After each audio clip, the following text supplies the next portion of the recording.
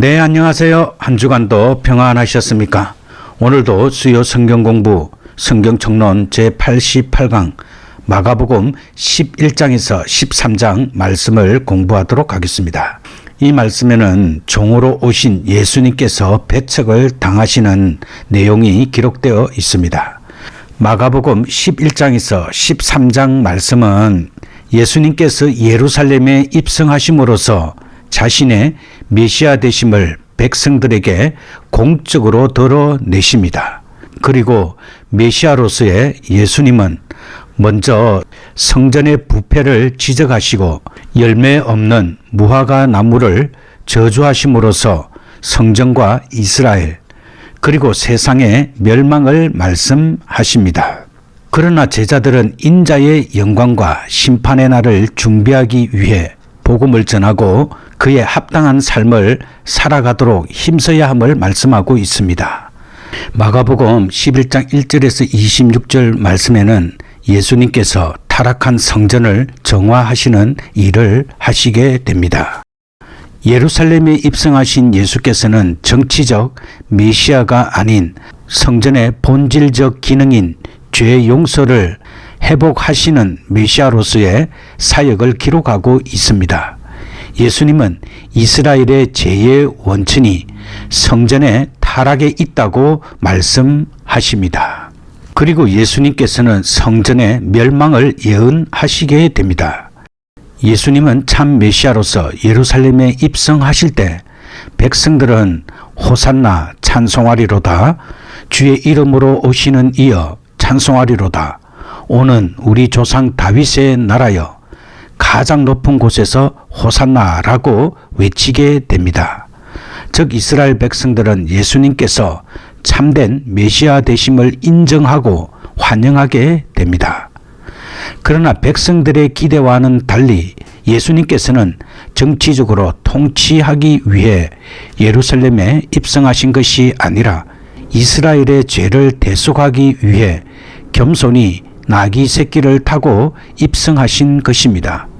예수님은 이스라엘의 죄의 원천이 되는 성전을 둘러보시고 다음 날에는 성전의 멸망을 상징하는 무화과 나무를 저주하셨습니다.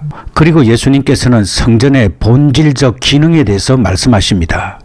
전날 성전의 모든 것을 둘러보신 예수님은 이제 성전의 구체적 부패 상황을 강도의 굴헐로 말씀하시며 성전은 만민이 기도하는 곳이 되어야 한다고 가르치십니다. 유대 지도자들은 예수님의 참 메시아적 행위를 용납할 수 없었고 오히려 예수님을 죽이려고 모의하게 됩니다. 예수님은 다음날 아침 저주받은 무화과 나무를 통해 하나님을 믿으라 라고 권면하시며 믿음의 기도와 이웃을 용서하는 것이 하나님께 용서받는 것임을 가르치십니다. 그러자 유대 지도자들은 예수님을 죽이려고 음모를 꾸미게 됩니다. 그리고 마가복음 11장 37절에서 22장 44절 말씀에는 예수님께서 자신의 권세에 대해서 말씀하십니다. 예수님은 하나님의 아들로서 성전을 청결하게 하시고 성전에서 말씀을 가르치는 권세를 통해 유대 지도자들의 잘못된 성전에 대한 것을 바로 잡으십니다. 그러자 유대 지도자들은 예수님께서 무슨 권세로 성전을 소란케 하는 행동을 했는지 묻게 됩니다. 예수님은 당시 참 선지자로 여겼던 세례 요한의 세례가 누구로부터 왔는지 그들에게 질문하시게 됩니다. 그리고 악한 농부의 비유를 통해 예수님은 자신이 하나님의 아들이심을 다시 증거하십니다. 그리고 유대 지도자들과 세금에 대해 논쟁하시면서 참된 제자도에 대해 말씀하십니다. 유대 지도자들은 바리새인과 헤롯 땅에 몇 사람을 파송하여 가이사에게 세금을 바치는 문제를 예수님에게 질문하게 됩니다. 그러자 예수님은 가이사의 것과 하나님의 것을 스스로 분별하여 행동하라고 말씀하시면서 그들의 악한 시험을 통과하십니다. 또한 사두개인들이 모세의 율법에 기초하여 부활이 없음을 주장할 때도 모세의 율법에 부활이 있음을 증거하십니다. 그리고 첫째 계명이 무엇이냐고 묻는 서기관에게 첫째는 내 마음을 다하고 목숨을 다하고 뜻을 다하고 힘을 다하여 주 너의 하나님을 사랑하라 하신 것이요 둘째는 이것이니 내 이웃을 내 자신과 같이 사랑하라 하신 것이라고 말씀하시므로 첫째 계명과 둘째 계명이 밀접하게 연결되어 있음을 깨닫게 하십니다. 또한 예수님은 서기관들이 그리스도를 단지 다윗의 자손으로 이해하는 것이 잘못된 것임을 지적하시고 다윗조차도 그리스도를 주님이라고 말한 것을 상기시킵니다. 그리고 서기관들의 외식이 과부의 재산을 착취하는 데까지 이르게 됨을 고발하고 성전을 위해 어려운 형편 가운데 자기의 모든 소유 곧 생활비 전부를 들인 한 여인의 참된 신앙의 행위를 칭찬하게 됩니다. 그리고 마가복음 13장 1절에서 27절 말씀에는 성전 파괴와 종말론적 제자도에 대해서 말씀하고 있습니다. 예수님께서는 성전 파괴가 다가올 종말의 징조이며 인자의 오심이 종말의 절정이 될 것임을 가르치면서 제자들에게 종말을 준비하는 자세로 살아야 한다고 강조하십니다. 제자들은 성전 안에서 예수님의 행위와 가르침보다는 성전 건물의 웅장함에만 관심을 가집니다. 그러나 예수님은 마침내 성전이 완전히 파괴될 것을 예언하십니다. 특히 제자 중 하나가 성전 파괴의 때와 징조에 대해 질문하자 예수님은 종말의 징조들로 미혹과 난리의 소문, 전쟁, 지진, 기근, 핍박 등을 말씀하시면서 모든 나라에 복음이 전파되어야 할 것을 말씀하십니다. 그리고 종말을 준비하며 끝까지 견디어 내어야 구원을 얻게 될 것을 말씀하십니다. 그리고 예수님께서는 자신의 재림에 대해서 말씀하십니다. 종말의 절정은 전무후무한 환난 후에 하나님의 아들이신 예수님께서 구름을 타고 큰 권능과 영광으로 오시게 되는 것을 모든 사람들이 보게 되며 재림을 통해 선택된 하나님의 백성이 땅 끝에서 하늘 끝까지 사방에서 모이게 된다고 말씀하십니다. 무화과 나무가 잎사귀를 내면 여름이 가까워짐을 알 수 있듯이 여러 가지 종말의 징조들을 통해 예수님의 재림이 가까워짐을 알고 항상 깨어 있어야 하며 우리는 각자에게 맡겨진 사명에 최선을 다해야 할 것입니다. 그 당시 성전은 죄 용서의 기능을 다하지 못했습니다.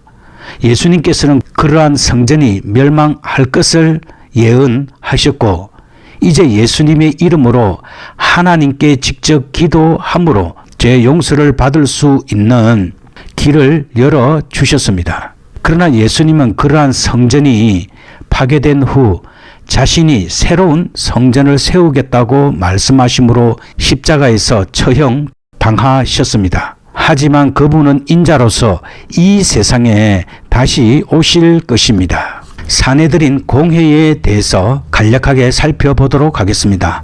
먼저 기원. 사내들인 공회의 기원은 역사적으로 바벨론 포로 시기 이후 예루살렘에 귀환한 유대인들이 예루살렘 성전과 성벽의 재건을 감독하고 계획하던 기족회의에서 찾을 수 있습니다. 이 기족회의는 셀루쿠스 통치하에서 셀루쿠스 왕조에게 유대 민족의 민의를 전달하는 대표 기관으로 변하였습니다. 하스몬 통치 시기에 이르러서 비로소 이 회의는 사내들인이라 불리게 되었고 이후 유대 전 지역에 율법을 관장하는 유대의 최고 자치 행정 기관으로 기능해 왔습니다. 사내들인 공회는 그 의장인 대제사장을 제외하고 70명으로 구성되어 있으며 그 숫자는 모세가 민수기 11장 16절에서 세운 70인의 장로들에서 유래하였습니다. 공회의 구성원은 다음과 같습니다. 첫째, 대제사장과 그를 보좌하는 제사장들입니다. 둘째, 원로들입니다. 이들은 유대 사회에서 세습된 귀족들로 지파의 두령이나 장로를 가리킵니다. 셋째, 율법 학자들입니다. 이들은 당시 랍비 또는 선생으로 불리며 유대 사회에서 학자와 법률가의 위치를 차지하는 인물들이었습니다. 그리고 공회의 역할을 살펴보겠습니다. 사내들이는 유대교로 통일된 유대인의 회의로서 그들의 주요 임무 중 하나는 유대인들의 율법 준수 문제에 대한 재판권을 행사하는 것입니다. 또한 유대에 파견된 로마 총독에게 유대인의 민의를 전달하는 역할을 하였고, 명실상부한 유대의 최고 통치 기관으로서 유대 지역의 행정과 사법을 관장하였습니다. 사내들인 공회는 매년 특정한 회의 기간을 정해 주요 안건을 처리하며 그 회의는 주로 유월절, 장막절, 초막절과 같은 유대인의 절기에 진행되었습니다. 이제 유대인의 성전 제사에 대해서 살펴보겠습니다. 신약 시대에 들어서도 많은 종교 지도자들의 부패와 타락에도 불구하고 성전에서 드리는 희생 제사는 활발히 이루어졌습니다. 이는 종교 지도자들이 외적인 율법 준수에만 중점을 두었던 태도와 깊은 관련이 있으며 일반 백성들의 종교적 열정과도 연관이 있습니다. 이러한 유대인들의 뜨거운 종교적 열정은 헤롯으로 하여금 유대인들의 환심을 사기 위해 포로 시대 이후 스룹바벨의 주도하에 건축된 성전을 헐고 솔로몬의 성전처럼 화려하고 웅장한 성전을 다시 건축하도록 하였습니다. 불과 10년 만에 성전의 기초 골격은 완성되었으며 기록상으로는 주후 64년경에 완공되었으나 예수님 당시 이미 성전은 제의를 행하는 장소로 사용되고 있었습니다. 헤롯의 성전 건축은 유대인들로 하여금 성전 제2에 대한 관심을 갖게 하는 동기가 되었습니다. 따라서 이 성전은 대제사장이 거행하는 상번제와 유대인의 주요 절기인 유월절, 오순절, 초막절, 나팔절 등을 지키는 데 사용되었습니다. 특히 이러한 특별한 절기에는 지중해 연안에 흩어져 있던 유대인들이 성지 순례를 위해 모여들어 솔로몬 시대보다 더 큰 규모로 성전 제사가 이루어졌다고 합니다. 그러나 이러한 분위기에 반해 에센파에 속하는 경건한 유대인들과 대제사장과 제사장들의 정치적 결탁과 매관매직으로 성전 제의가 오염되었다고 생각하며 성전 제의를 거부하고 그들만의 공동체를 형성하여 올바른 제의 양식과 율법 생활을 준수하기 위해 노력하였습니다. 이런 공동체의 대표적인 예가 쿰란 공동체입니다. 그리고 오늘 본문에 나와 있는 무화과 나무의 교훈에 대해서 살펴보도록 하겠습니다. 성경 본문에서 예수님은 잎사귀만 무성하고 열매가 없는 무화과 나무를 저주하여 말라 죽게 하신 사건을 기록하고 있습니다. 예수님께서 잎사귀만 무성한 무화과 나무를 저주하신 것은 단지 열매를 얻지 못해서가 아니라 특별한 사실을 제자들에게 교훈하시기 위함이었습니다. 이는 잎사귀만 무성하고 열매 없는 무화과 나무처럼 외식으로 가득 찬 이스라엘 종교 지도자들을 책망하시기 위한 것이었습니다. 또한 성전 청결 사건과 연결하여 종교적 행사는 요란하게 치르면서도 하나님께서 원하시는 모습은 전혀 보이지 않는 당시 유대인들을 책망하시기 위한 것이라 할 수 있습니다. 이러한 예수님의 책망은 오늘날 우리에게도 그대로 적용되는 말씀입니다. 이제 기도하도록 하겠습니다. 아버지 하나님, 오늘 우리는 예수님의 예루살렘 입성과 그가 보여주신 메시아적 사역을 살펴보았습니다. 성전의 부패를 지적하시고 우리에게 진정한 기도와 용서의 중요성을 가르쳐 주신 예수님을 기억하게 하여 주시옵소서. 유대의 지도자들과의 논쟁 속에서도 진리를 드러내신 주님, 우리에게도 그 진리를 붙잡고 살 수 있는 지혜를 허락해 주시옵소서. 마지막 날을 준비하며 깨어있는 믿음을 주시고 예수님의 재림을 소망하며 살아가게 하시고 성전이 아닌 우리의 마음이 하나님의 기도의 성전이 되게 하여 주시옵소서.